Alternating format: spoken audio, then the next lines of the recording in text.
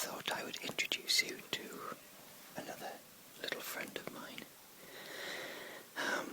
Any of my regular listeners would have known that I had a beautiful little kitten, Pookie, or Rosco as his real name was.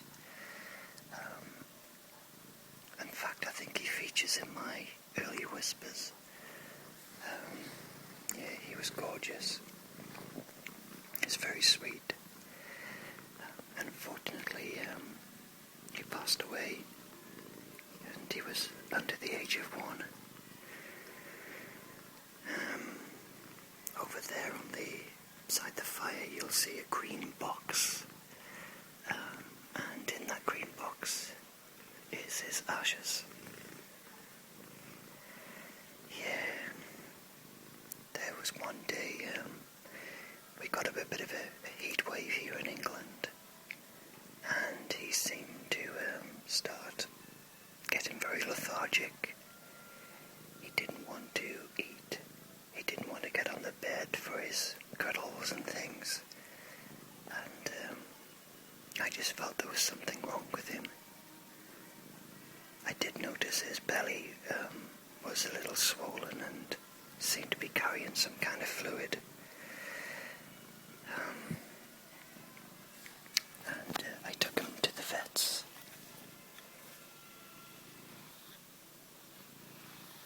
Thinking that he would be fixed and I would bring him straight home, and I didn't have a clue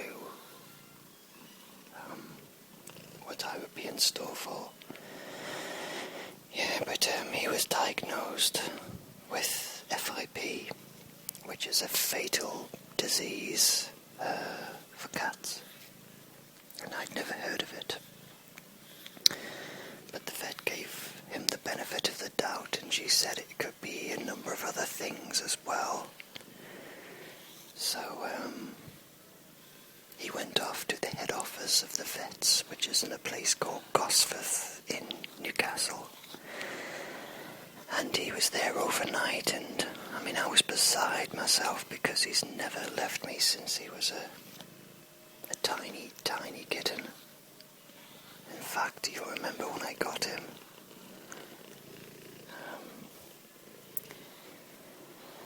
And he was there for 2 days, and they did these tests on him, and they sent them away to Glasgow.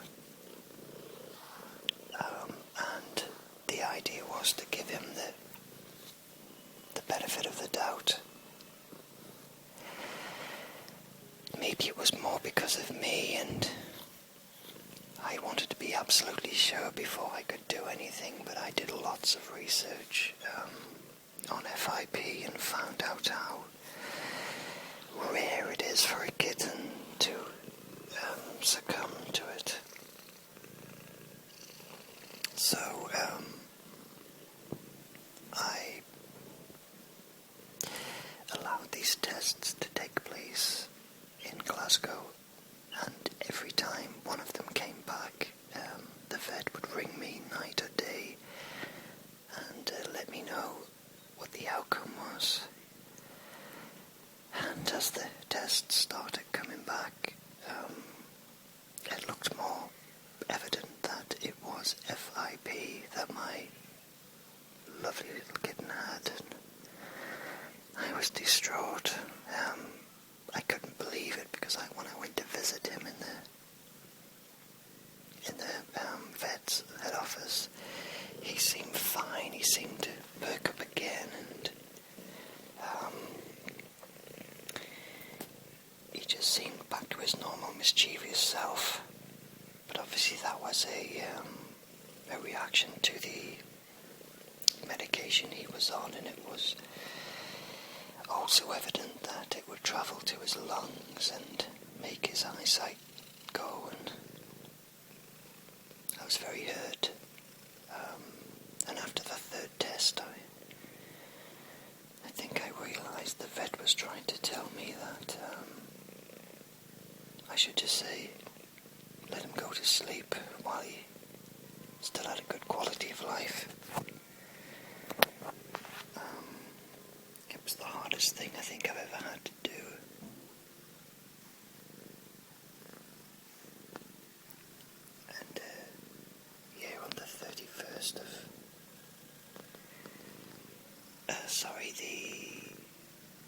I can't think straight there, 27th of May,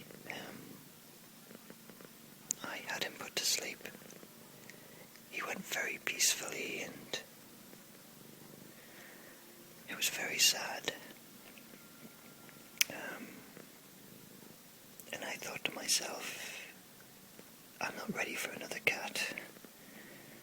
It was awful. I just felt like a big hole in my life, and I do believe that I brought him to me because, if you remember, I talked about my creation box and the things that I wanted to attract to me, and he came to me. He was a blessing. Beautiful, beautiful natured cat. Anyway, you're probably wondering where this little lady comes in, who's on my knee now and purring away contentedly. This is Florence.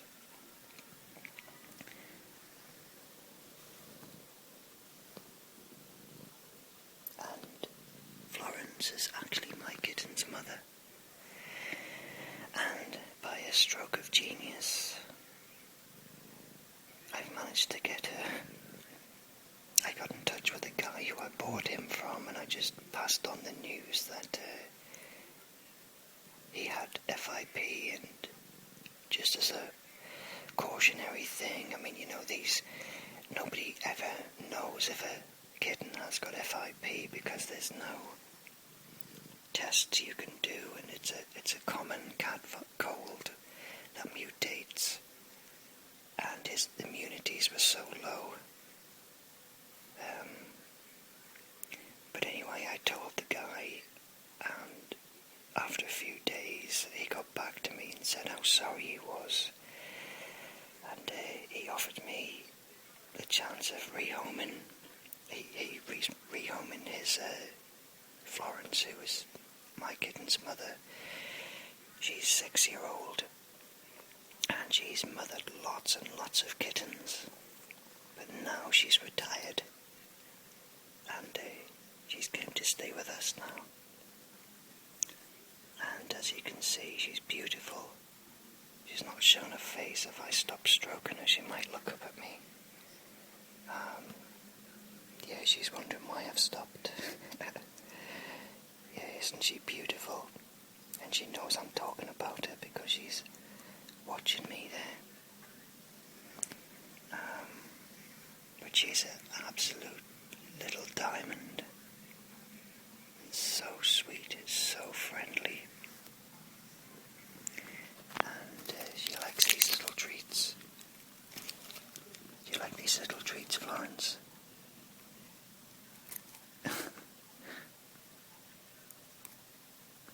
Yeah, she does. She loves these salmon and trout sticks. When I first got her, she was a little skinny,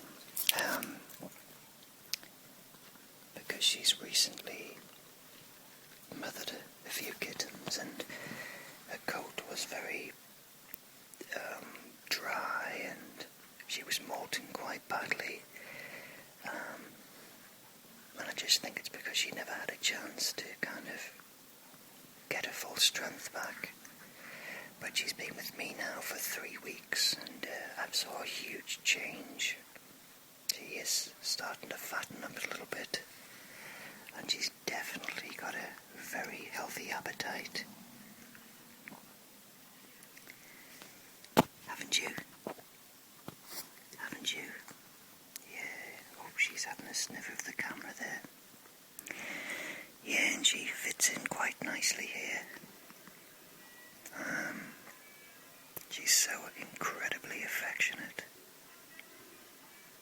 And she just loves attention, and loves being groomed, and loves to sit on your lap, which suits me down to the ground, because my little boy, Rosco, wasn't so much a lap cat, but maybe he would have become one if he'd lived to an old age.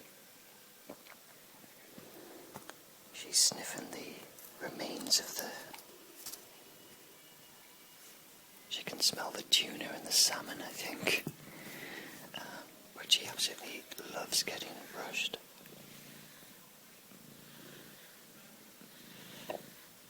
She can sit all day, basically. She just loves to let you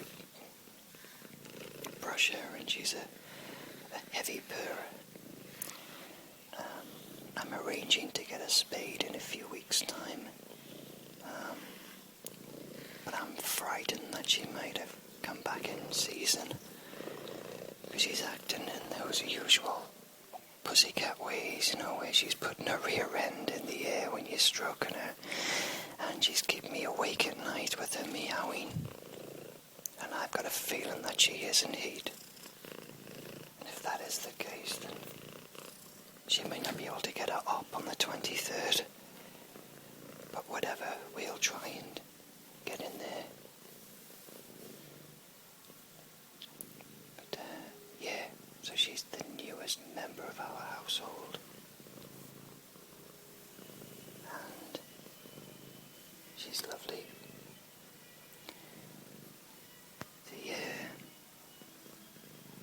I'll show you my Rosco's ashes.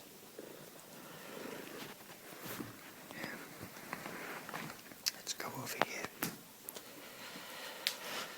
Yeah.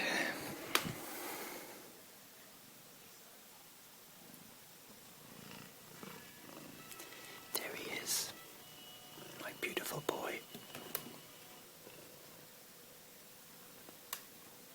That was my favourite picture of him. And I don't know why I've created a little shrine for him.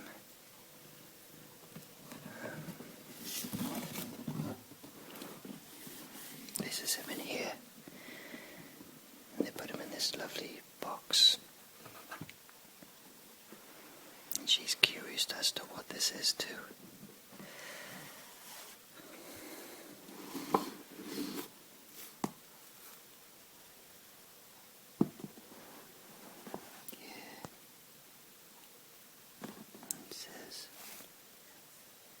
Dearly loved Rosco, and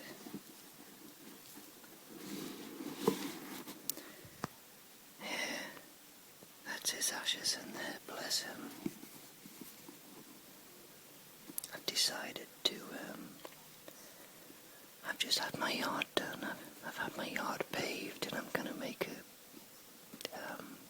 nice little corner for him. I've got a big pot and I'm going to plant a cat-friendly tree or shrub on there, and I'm going to scatter his ashes in the soil in the pot. So it's going to have a feeling that he's living on.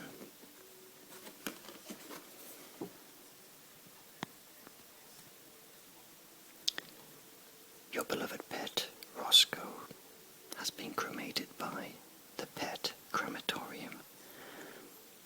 Our beloved pets truly are some of nature's finest jewels, dazzling us in so many ways, always mysterious free spirits we are privileged to care for their earthly needs. We, none of us, know just how long we are destined to stay on this earth. But if that time is spent with those whom we love faithfully, and who in return love us as family, then surely our lives will have been blessed. Always remember your precious pet with love, knowing that kindred spirits will, in the fullness of time, be reunited. Yeah. And I'm hanging on to it a little bit just until I get this plant. But in the meantime, he's doing no harm. Being where he is.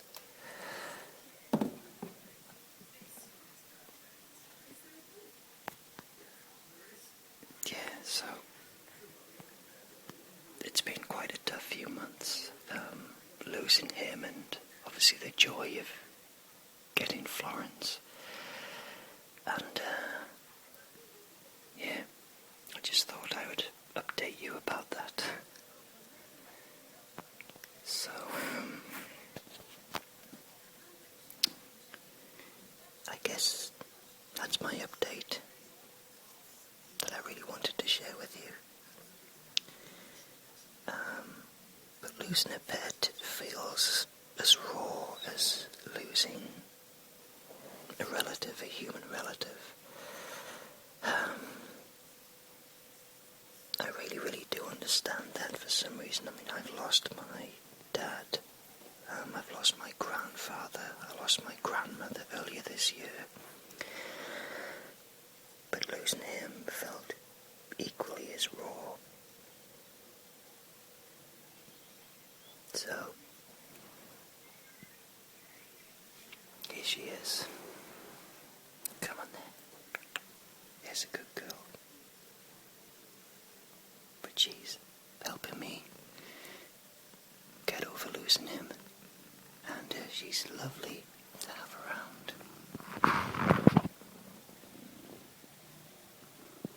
Very loving and very responsive as well, which is unusual for a cat. It's almost like she knows that poor Rosco is in there, and after all, he was her baby.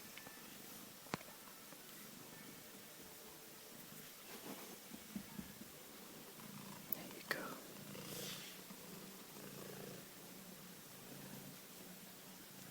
Anyway, I think I'll sign off now. So it's goodbye from me, and it's goodbye from her.